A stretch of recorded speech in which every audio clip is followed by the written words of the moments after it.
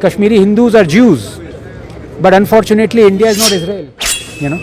That's the tragedy. And unless we realize it, it is not going to end. The state cannot blink. The state has to look in the other person's eye. Cannot blink. जैसे मैं कहता हूँ, perception, Congress is a master at deception and BJP is a disaster at perception. मतलब कांग्रेस अभी भी human right अपने आप को दिखाती है, हम ह्यूमन राइट्स के लिए खड़े हैं. अरे कौन सी ह्यूमन राइट्स? राधिका गिल से जाके पूछो, 70 साल से उसके फादर से जाके पूछो कौन सी ह्यूमन राइट्स के लिए आप खड़े रहे. लेकिन इंडिया को क्या पता है? पता है इस बारे में? नहीं पता. So that's what I am saying.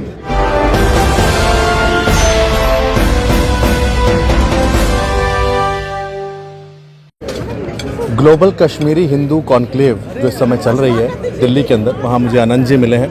कई बार आप इन्हें सोशल मीडिया पर सुनते हैं, ट्विटर पर सुनते हैं. आज इनसे पहली बार मिलने का मौका मिला और मैं तो इन्हें न्योता दूंगा कि कभी ये जम्मू आएँ और जम्मू के लोगों से भी ये मिलें और उनका भी उनके साथ अपने जो बातें हैं उनके साथ शेयर करें. आनंद जी, आपका स्वागत है जेके मीडिया पर. आनंद जी, कश्मीरी हिंदू पंडित, आपने कई बार इनके बारे में बात भी रखी है. आज की जो स्थिति बनी हुई है, हम ये नहीं कहेंगे कि ये 1990 की ट्रेजेडी है, आज भी वही ट्रेजेडी है.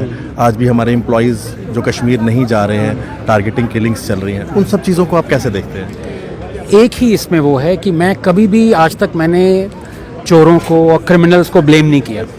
आप ये इससे शौक हो इस बात से, because that is what they are suppose to do. चोर चोरी नहीं करेगा तो चोर नहीं कहलाएगा फिर. So I don't blame people who inflict terror, who are who've perpetrated ethnic cleansing, genocide. That's their job. I blame the state. The state is weak. The state has not allowed, and this is cutting across party lines. It's not a question of Congress or BJP or PDP or National Conference. Any government that has come has been disappointing. What is most disappointing is that this government has a majority. This government is supposed to work for the Hindu causes. This government abrogated in one of its finest decisions, I would say, one of the finest decisions any government has taken in the last 70 years, abrogated 370.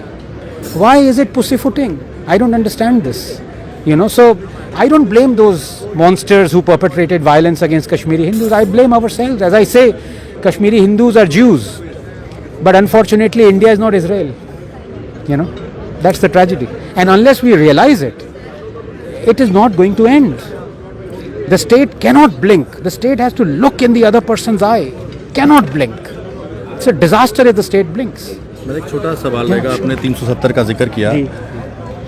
उस 370 के जाने के बाद आपने भी एक बार video share की थी. वो मेरी वीडियो थी जिसमें दलित, बिल्कुल राधिका गिल का आपने वीडियो शेयर किया था. और उसके बाद इंडिया को पता चला, जो हम जम्मू कश्मीर में बता रहे थे, आपने पूरे इंडिया में बताया राधिका गिल की जो उसकी हालत थी, उसे नौकरी नहीं मिल रही थी. लेकिन आज भी जो कश्मीर की लीडरशिप है वो 370 के लिए लगातार एडवोकेट कर रही है और सुप्रीम कोर्ट तक जा रही है. आपको लगता है कि जो 370 गया और उसके बाद अभी भी कश्मीर के लीडर्स कुछ उसके लिए एडवोकेसी कर रहे हैं? नहीं, बहुत ही शर्म की बात है. लेकिन इसमें भी आप ये देखिए कि जो नैरेटिव होता है वो सेट कौन करता है. अभी आपका वीडियो, आपने जो राधिका गिल का इशू उठाया था, उसके बाद रतन शारदा जी हैं, उनसे मुझे एक्चुअली सबसे पहले पता चला था कि ये 70 साल से डिस्क्रिमिनेशन हो रहा था. 70 साल से जो दलित्स हैं वहाँ पे, उनको कोई नौकरी नहीं, वो पोस्ट ग्रेजुएट नहीं, PhD नहीं, कुछ नहीं कर सकते थे. जो स्वीपर है, जिसके फादर स्वीपर थे, वो स्वीप ही करता रहेगा. ये डिस्क्रिमिनेशन नहीं है. जो लोग कहते हैं कि दलित्स के अगेंस्ट अत्याचार हो रहा है, 70 साल से क्या हो रहा था? गुरखास के अगेंस्ट हो रहा था, दलित्स के अगेंस्ट, सिख्स के अगेंस्ट, विमेन के अगेंस्ट. तो ये सब जब इन गवर्नमेंट्स को नहीं दिख रहा था और जब एब्रोगेट करके ये हटाया, तो प्रेजेंट गवर्नमेंट का ये दायित्व था, मोदी जी का दायित्व कि वो एग्जैक्टली जो आपने दिखाया, जो रतन शारदा जी ने बोला, वो मोदी जी को बोलना चाहिए था, ताकि एक ही बात क्लियर हो जाए कि तुम लोगों को शर्म आनी चाहिए थी. 70 साल से जो तुम कह रहे थे, अभी भी वही चाहते हो कि रिवर्ट हो. तो ये कम्युनिकेशन हुई नहीं. जैसे मैं कहता हूँ, perception, Congress is a master at deception and BJP is a disaster at perception. मतलब कांग्रेस अभी भी ह्यूमन राइट अपने आप को दिखाती है, हम ह्यूमन राइट्स के लिए खड़े हैं. अरे कौन सी ह्यूमन राइट्स? राधिका गिल से जाके पूछो, 70 साल से उसके फादर से जाके पूछो कौन सी ह्यूमन राइट्स के लिए आप खड़े रहे. लेकिन इंडिया को क्या पता है? पता है इस बारे में? नहीं पता. So that's what I am saying. You take a great step, but if you do not communicate why you are taking it, what are the human rights issues for which you are taking it, what's the point? बहुत बहुत शुक्रिया sir बात करने के लिए, और मैं चाहूँगा कि आप जम्मू ज़रूर आए। बिल्कुल, मैं आपको मंदिरों के शहर में आने के लिए न्योता देता हूँ। Thank you so much. I would love to come. I have never been to Jammu actually.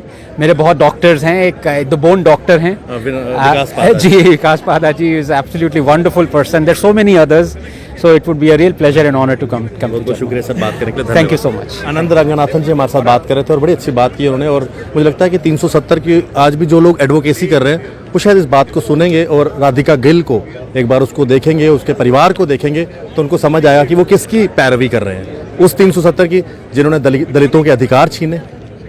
धन्यवाद। राम राम।